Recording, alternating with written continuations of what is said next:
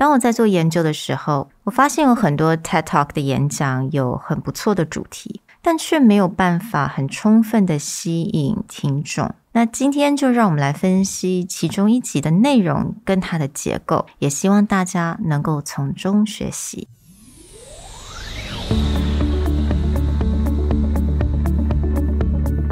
Hello， 欢迎来到 Executive Plus 主管与沟通力的 Podcast。I'm Sherry, an educator, certified coach, and style enthusiast. 我相信专业有效的沟通是语言跟逻辑的完美结合。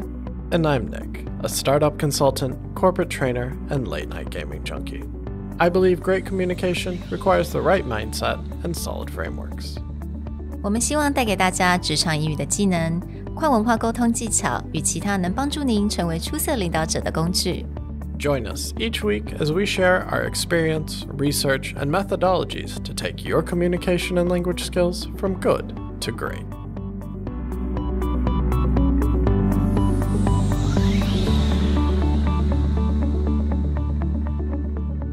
Hey everybody, welcome back to the Executive Plus podcast. Not every TED Talk is great, but a lot of them have great ideas at the center of it. Today, we actually want to break apart a TED Talk that had huge potential because of the topic and the person speaking. But a few fundamental presentation techniques or speaking techniques were left out, which made the talk at best unmemorable. 当我在做研究的时候啊，我就看到了这个 talk。那当然，因为上一个月我跟 Nick 都读了很多的关于 leadership 的书籍。那当然我们也有念了一本就关于到 Netflix。那正好我就看到这个讲者，他其实也是在当初 Netflix 很有名的那个 Culture Deck， 他是等于说是其中一位参与的一个 HR specialist. So I figure since she's a HR specialist, she must have had something really, amazing and important to provide to share to the world. So I listened to this talk. And I have to admit, I have to listen 2-3 times just to get an idea what she's trying to say. And it's too bad because there are a lot of things that are missing. So it could have been a really great talk, but I think it's just lacking a lot of things, and we wanted to talk about it today. We're not trying to criticize anything. Giving a TED Talk is really difficult, it's challenging, but I'm hoping that from our episode today, we can at least learn from this particular talk and we can all improve on our presentation skill. So let's kick it off by talking about what she does well. What she actually did really well, and something we've talked about a few times this month, is that she actually starts out with an interesting counterintuitive point where she talks about, okay, people look at what she did at Netflix. After she left Netflix, she went to join a ton of different startups. And she basically said is the innovation in Silicon Valley is moving quickly. But the way that people are handling HR has not changed for decades. So why are such innovative companies so bad at innovating in HR? 没错，我觉得我特别喜欢他这个开头，也是为什么我想要继续听下去的原因。因为他做的这个 hook， 我觉得还非常的 it's quite effective, right? 他用了很实际的一些 example， 也是就算你没有在 startup world 好了，你也可以想象得到，有那些 movie 来讲，就是可以想象得到startup world 可能有很多 crazy setup， 可能是 bars or I don't know。canoes and kayak or something, or food table in office. 但是他有讲到说，可是我们 HR 的 problem 还是一模一样的。那我觉得他这个 setup 很好，因为没有错，我们也会觉得说，对啊，我们 office 可以变成这么的先进，那么的有趣，但是为什么还是同样的一些 HR 的 problem 呢？ And she ties it back to one clear idea and example. For example, equal pay for women, where this seems like something that should just be solved by now. But then when she went to give a talk at Twitter, this topic comes up when she looks at the pay gap across Silicon Valley. Companies, again, are more willing to buy, Michelin star restaurant food rather than pay people equally. And that if you don't switch jobs, then you cannot scale pay. But that also means that even if you really like a company, if you're behind on a pay scale, you literally just have to leave. Otherwise, there's no way you can make up for that pay scale, which is why like the average tenure of a job in Silicon Valley is less than 2 years. It's not even just because they can't maintain people. It's just that if you want to climb the pay scale, you have to leave. There's just literally no choice. So she sets this up, and there's an interesting premise that there's something wrong here. That if you believe in what you're doing and you don't think that the HR is set up properly, then there's nothing you can do about it. So she starts with a really interesting premise, but then it all goes downhill from there. So I think this is where she kind of lost me because she gave this really important problem that I think people have been trying to resolve for decades, right? 这种 pay equality 或者是你的就是通常女性的 pay 还是比男性的少，不管是在什么样的国家。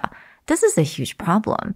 那当你一开始就提到这个问题，我很想要知道你是怎么想去解决这个问题的。But then she switched to something different after this point. Yeah, this is exactly what happened. She sets up this really intriguing problem.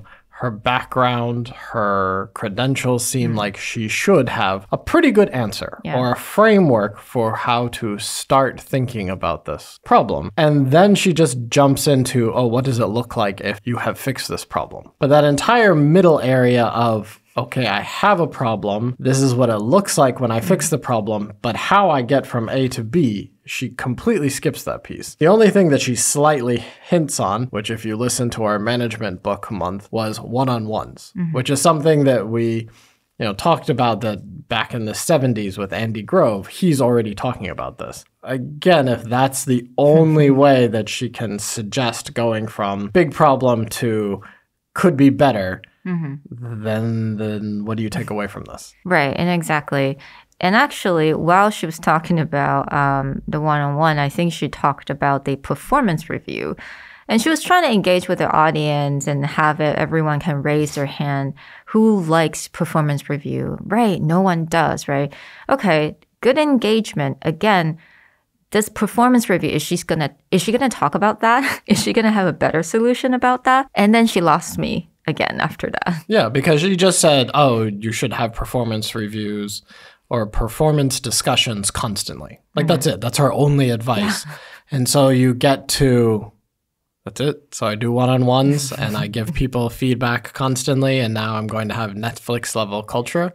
Obviously, it's a 10-minute talk. You don't expect her to change the world, but it's too obvious of a jump from there's a really intriguing problem to there's a better day in this outcome that she describes later, but no idea how to get in between there. What comes after this, actually she talked about this invention of iPad, and she got a little bit excited. 她听起来还蛮兴奋的，开始在讲 iPad. 所以这个时候呢，以听众的角度，其实我又更 confused， 因为想说你又不是从 Apple 来 Why are you talking about iPad?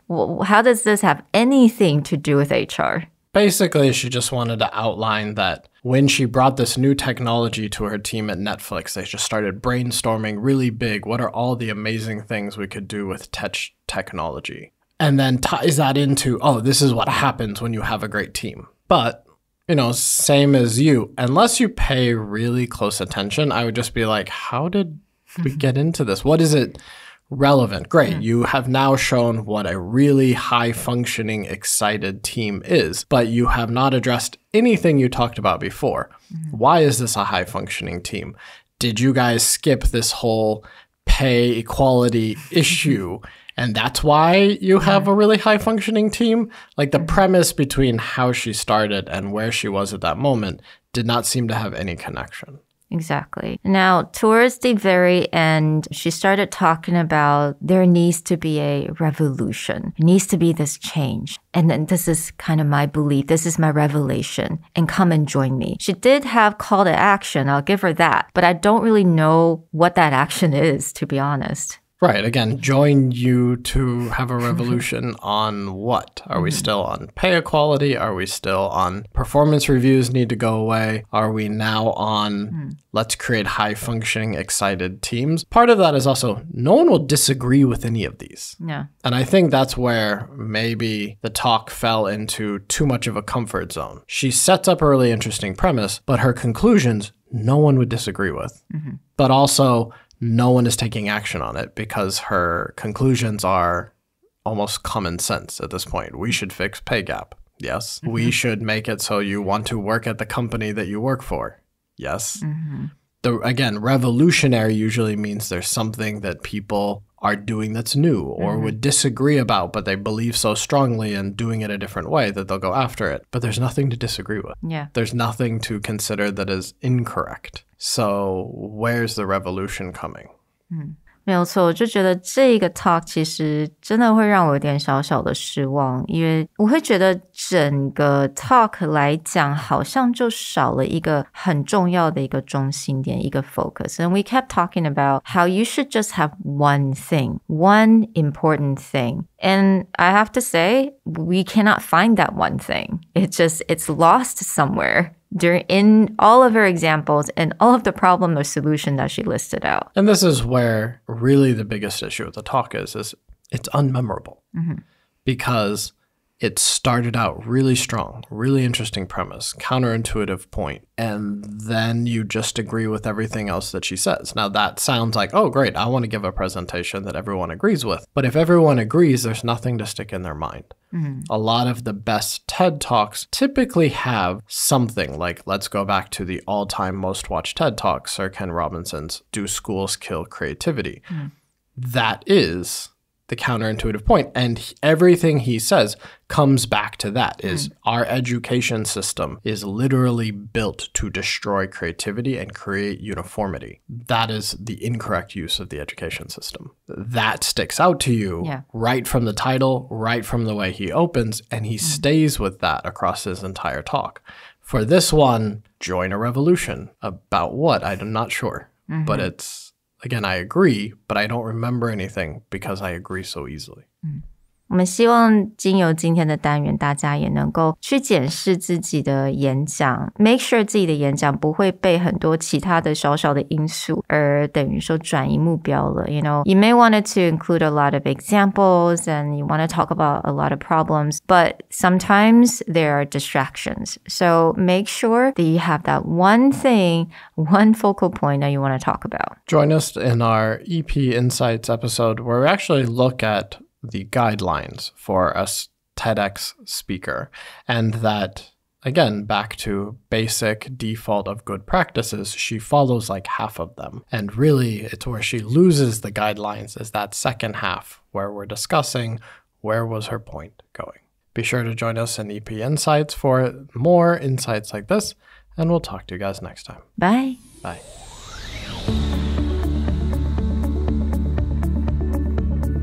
The Executive Plus podcast is a Presentality Group production, produced and hosted by Sherry Fang and Nick Howard.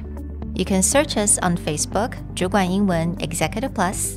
You can also find us on Instagram, Communication R&D, and email us at sherry@epstyleplus.com.